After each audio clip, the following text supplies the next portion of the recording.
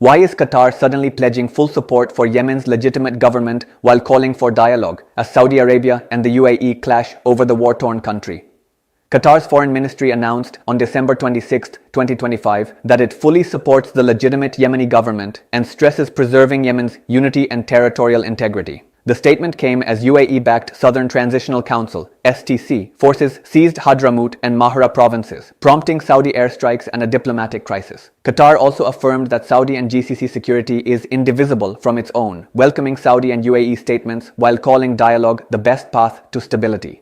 The context reveals Qatar's strategic repositioning. The STC's takeover of oil-rich Hadramaut and strategic Mahra threatens to split Yemen, which Qatar opposes. After years of Gulf division, Doha is rebuilding bridges with Riyadh, while the UAE's proxies challenge Yemen's unity. Qatar's call for dialogue serves multiple purposes. It supports its Saudi ally, opposes separatism, and presents itself as a mediator. By stressing GCC security unity, Qatar reminds Abu Dhabi that fragmentation hurts all Gulf states. Qatar's statement is diplomatic posturing. While Doha's words stress unity, the STC forces, backed by UAE weapons, continue consolidating control over southern Yemen. Qatar has little leverage to force UAE withdrawal of its proxies. The statement is more about repairing Qatar's image after the 2017-2021 blockade than actually stopping Yemen's fragmentation. Without concrete action to pressure the UAE, Qatar's support for dialogue rings hollow. What do you think? Should Qatar use its influence to force the UAE to withdraw STC forces to preserve Yemen's unity? Or is this just diplomatic posturing that won't stop the country's fragmentation? Drop your thoughts below.